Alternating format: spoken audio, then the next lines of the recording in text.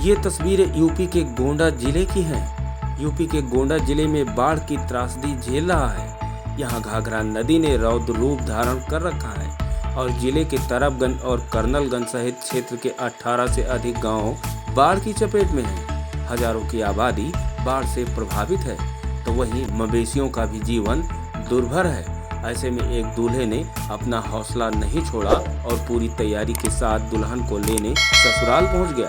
सिर पर शानदार पगड़ी और हाथ में तलवार लिए दूल्हा नाव में सवार होकर जनवासे पहुंच गया। पूरे शाही अंदाज में दिल वाले दुल्हनियां ले जाएंगे की तर्ज पर शान से बारात पहुंची और शादी की सभी रस्में पूरी की गई।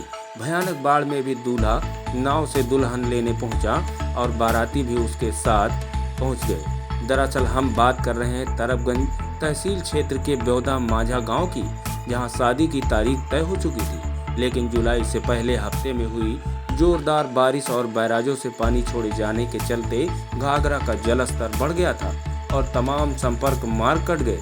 संपर्क मार्गों के कट जाने की वजह से सड़क मार्ग से वाहन से जाना मुश्किल हो गया।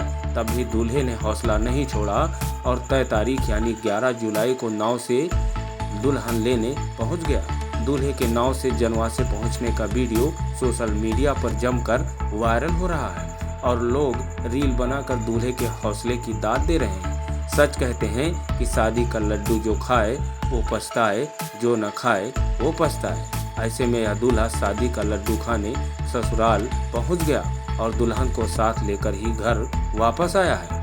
दरअसल मोहम्मदपुर खाला थाना क्षेत्र के ग्राम पंचायत बल्लोपुर द्वितीय में माधोपुरवा के रहने वाले राम आसरे की बेटी की शादी सूरतगंज ब्लॉक के सैलक गांव के राघव राम से होनी तय थी।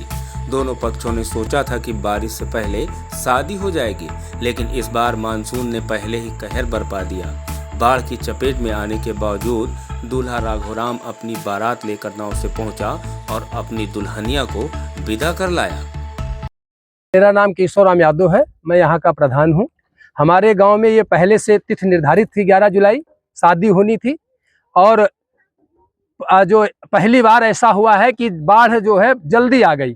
नेपाल के पानी छोड़े जाने से इतनी भयंकर बाढ़ आ गई और तिथि भी नजदीक आ गई, इसलिए उस शादी को टाला नहीं जा सकता था। बगल में ही नाव है, उससे दुल्हन जा रही है, बशर्ते कैसे आएगा? ये शादी तय थी तो करना ही पड़ा।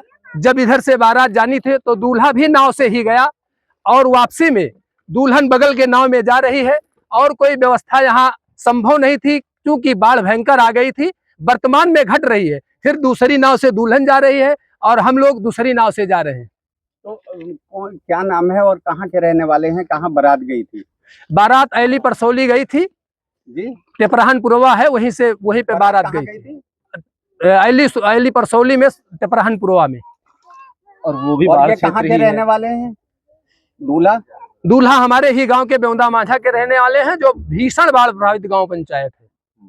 प्रशासन की क्या व्यवस्था है यहाँ पर? प्रशासन नावे दिया है, बाकी तो क्या जो दैवीय आपदा है, जो सहयोग है, लेखपाल साहब बराबर आ रहे हैं, नाव की व्यवस्था कराएं। तो दुल्हन का स्वागत बाढ़ ने किया?